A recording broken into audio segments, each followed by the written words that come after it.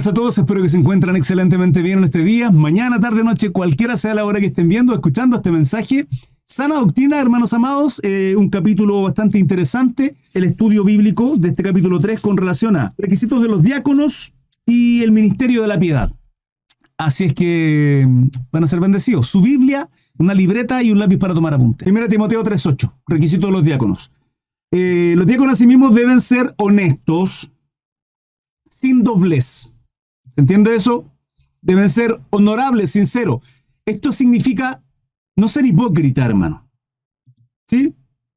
Honestos sin doblez, no siendo hipócrita. No dados a mucho vino. Esto no dados a mucho vino, ¿qué significa, hermano? Que no estén todos los fines de semana bebiendo, por lo menos.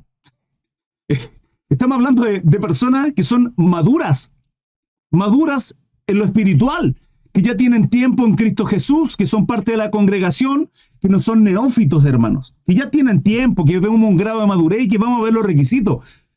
Pero no es posible que un diácono esté tomando alcohol todos los fines de semana. Ahora, una copa de vino, no hay problema. De aquí a emborracharse, hermano, está claro que la palabra dice que el reino de los cielos no es para borrachos. Pero ¿sí pueden beber vino? Sí, Mejía, sí pueden beber vino. Sí, pero no mucho al vino.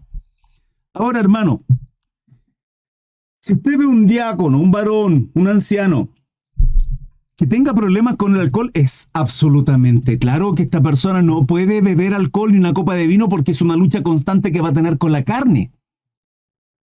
¿Se entiende, hermano? Por favor, seamos criteriosos y veamos esto con madurez. No veamos los vacíos legales como en muchas ocasiones se interpreta, ¿sí?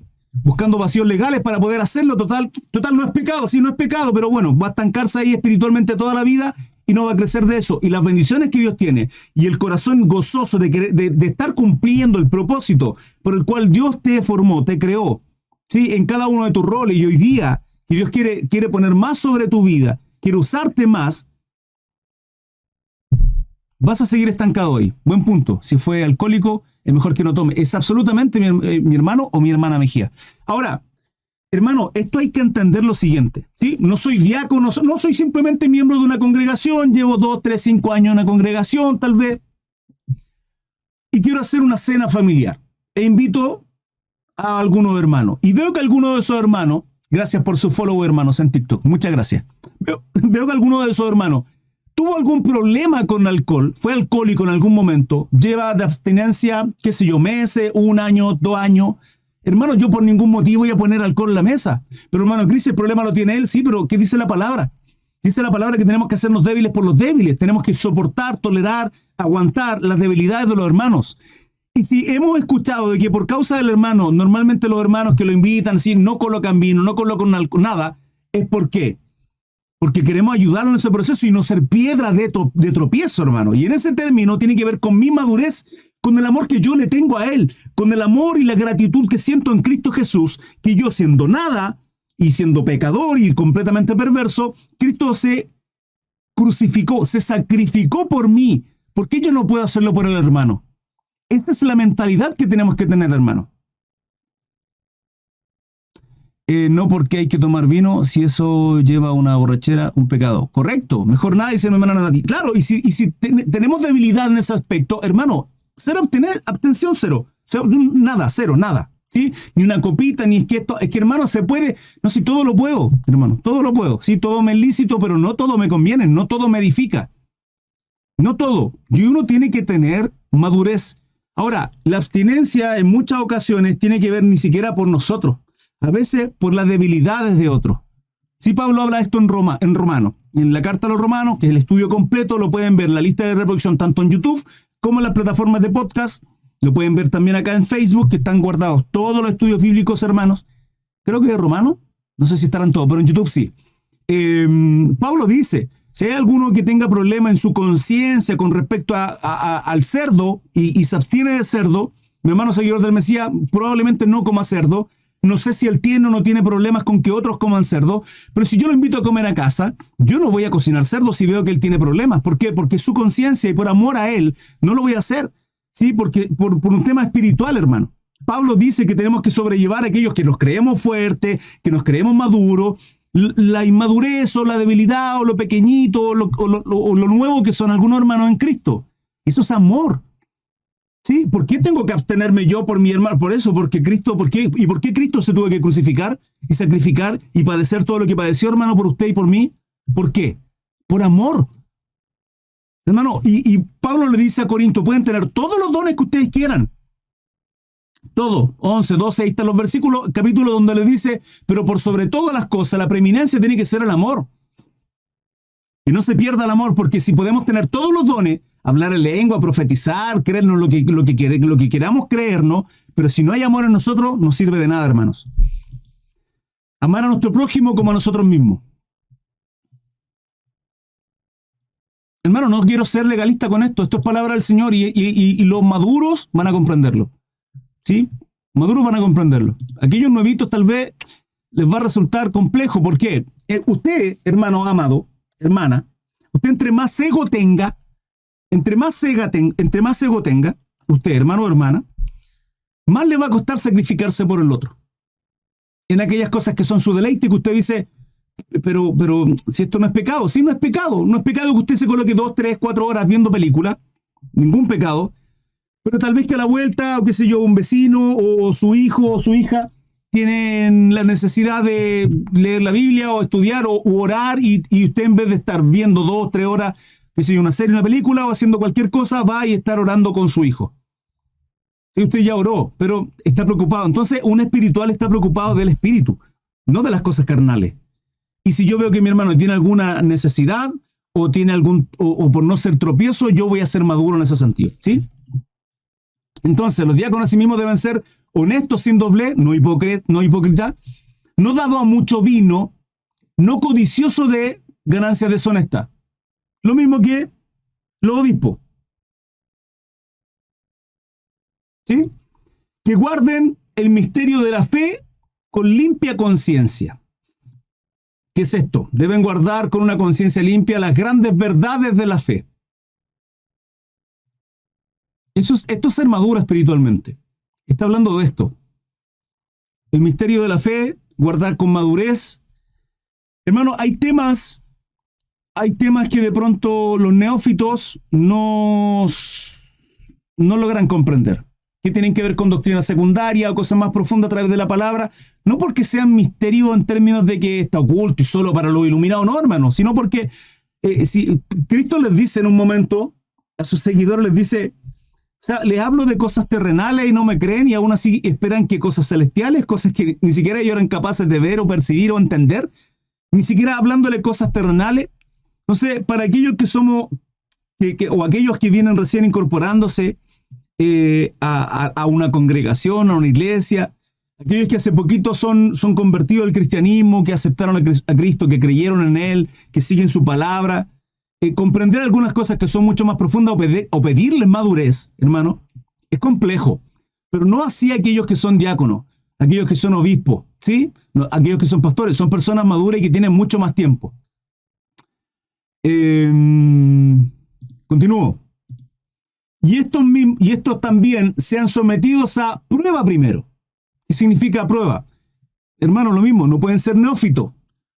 Tienen que ser probados durante una cantidad de tiempo determinado para escogerlo al diaconado. ¿Sí? No puede ser, hermano, miren, cuando de pronto, supongamos lo siguiente, usted se congregaba en el norte de Chile o en otro país y llega a otro país, a otra iglesia, con cartas de recomendación del pastor. ¿Por qué? Porque salí bien, o sea, me cambié de ciudad y lógicamente voy a extrañar a mi hermano, pero necesito seguir congregándome y participar, o incluso cumplir con mi responsabilidad, que como la cumplía en la iglesia, porque estaba a cargo de los niños, porque tal vez estaba a cargo del equipo de la adoración, de músico, ejercía algún ministerio, algo ejercía en esa iglesia, porque llevo 15, 20 años trabajando ahí.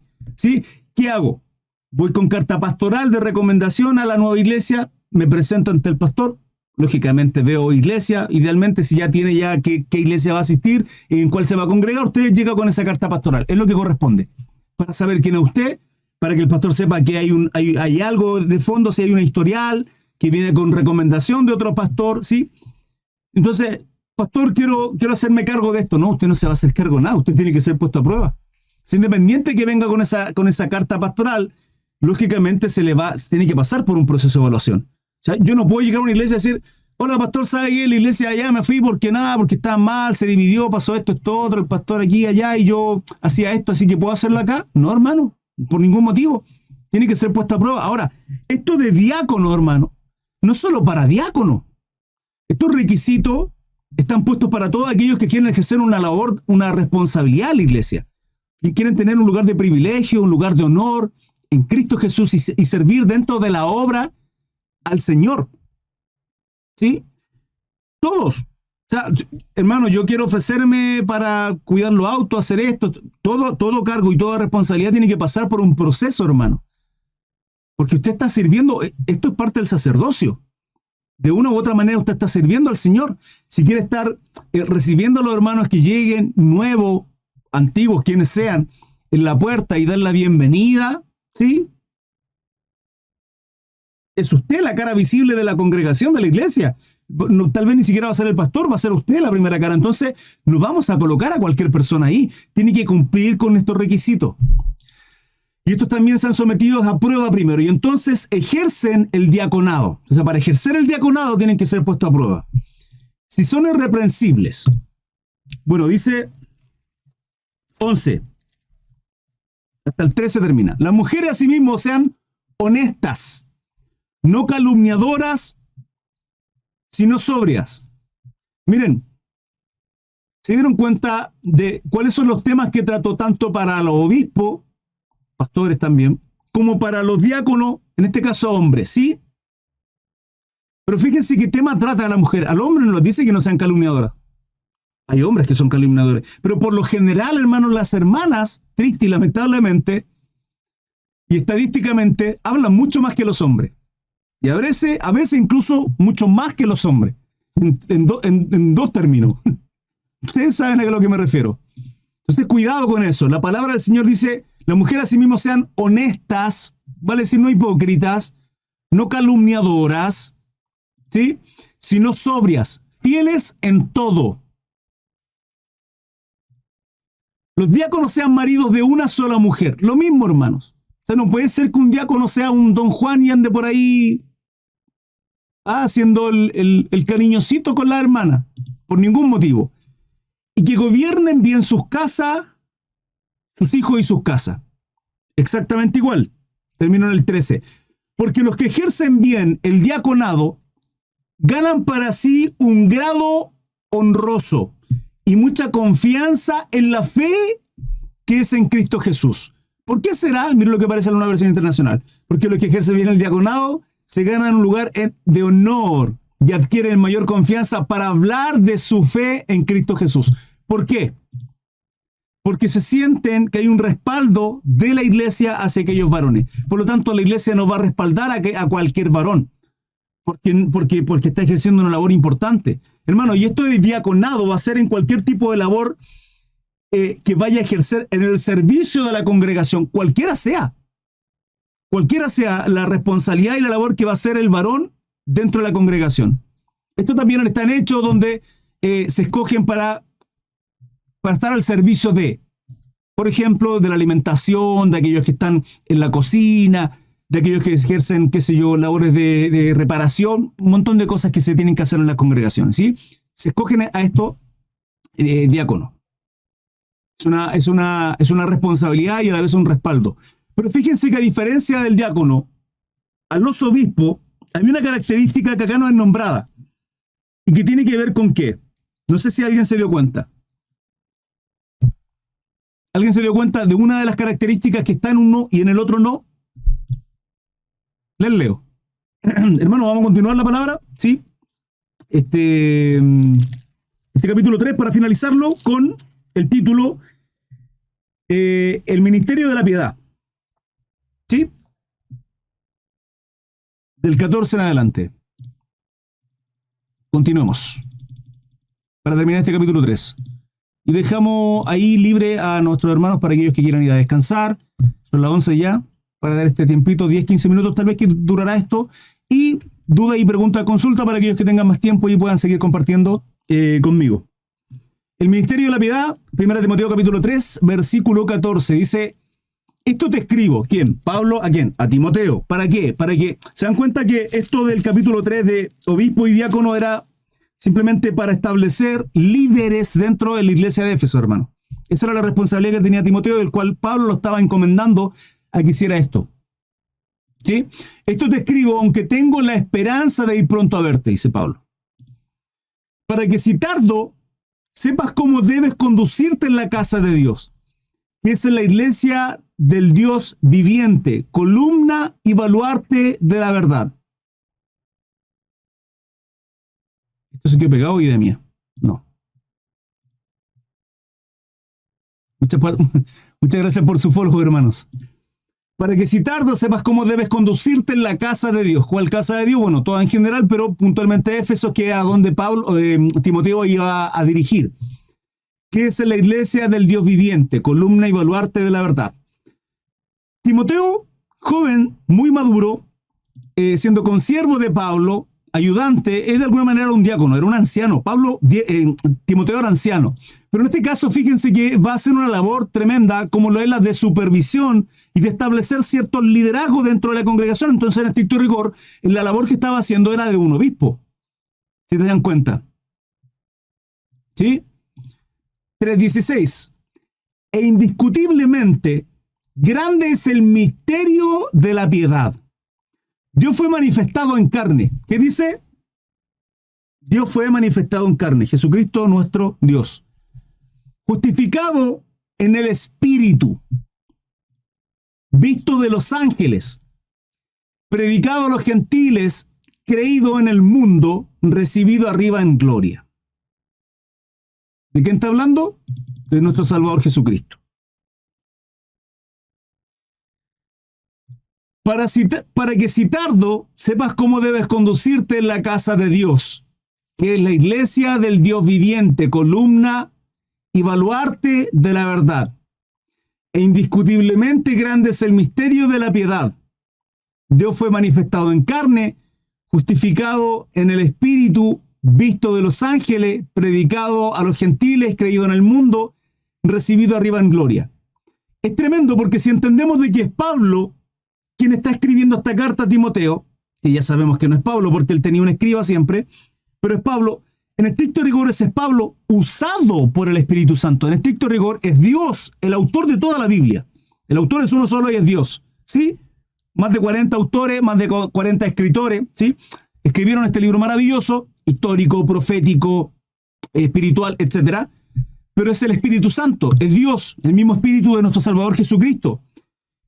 Y ahora si lo leemos como si fuese también el Espíritu de nuestro Salvador, dice: esto te escribo y aún tengo la esperanza de ir pronto a verte. Tenemos mucho sentido desde ese punto de vista. ¿Por qué? Porque luego de hablar el Espíritu Santo, nuestro Dios, acerca de cómo tienen que ser los obispos, pastores, ¿sí? Luego diáconos, ancianos, gente antigua, y luego sale con el misterio de la piedad como si estos versículos. Y fíjense lo que viene en el capítulo 4, que es la apostasía. No sé si se habían dado cuenta de eso. Entonces luego dice: esto te escribo, aunque tengo la esperanza de ir pronto a verte. ¿Quién? Pablo, sí. Pero ¿y si es el Espíritu Santo? Hablando un poco de nuestra reunión para con él, no con el Espíritu Santo, si somos templo del Espíritu Santo, sino de nuestro Salvador Jesucristo. ¿Se entiende, sí? Para que si tardo sepas cómo debes conducirte en la casa de Dios. Y esa es la responsabilidad que tenemos quienes ejercemos responsabilidad a la iglesia, ¿sí? O quienes queremos ejercer, ¿sí? Pablo parte diciendo en el capítulo 3, quien quiere ser obispo, si es alguno en el obispado, buena obra desea. Buena obra desea. Sepas cómo debas conducirte en la casa de Dios, que es la iglesia del Dios viviente, columna y baluarte de la verdad. Hermano, la iglesia de Cristo tiene que ser columna y baluarte de la verdad. Tiene que ser pura, tiene que ser santa, tiene que ser perfecta en Cristo Jesús. Y eso lo hacemos todos, ustedes y yo, cada uno de nosotros llamándonos pueblo de Dios. Columna y baluarte de la verdad. E indiscutiblemente grande es el misterio de la piedad. Dios fue manifestado en carne, Jesucristo, justificado en el Espíritu, visto de los ángeles, predicado a los gentiles, creído en el mundo, recibido arriba en gloria. ¿Se entiende? Esto va a ser la introducción para el próximo capítulo, que lo estudiaremos el día de mañana, que es predicción de la apostasía y un buen ministro de Jesucristo.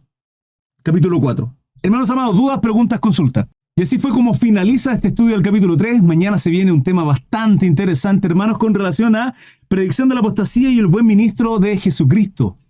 No se lo pierdan. Yo les recomiendo compartir con nosotros los estudios bíblicos a diario. Se vive un momento precioso. Lo que vieron fue un extracto, no fue todo el estudio. El estudio completo lo pueden ver en mi página de Facebook, Crisart Mesa, en todas mis redes sociales. Gracias por seguirme en ellas, gracias por compartir mi contenido. Dios les bendiga. Y por comentar abajo, si gustan. Un abrazo gigante. Hasta luego. Chao, chao.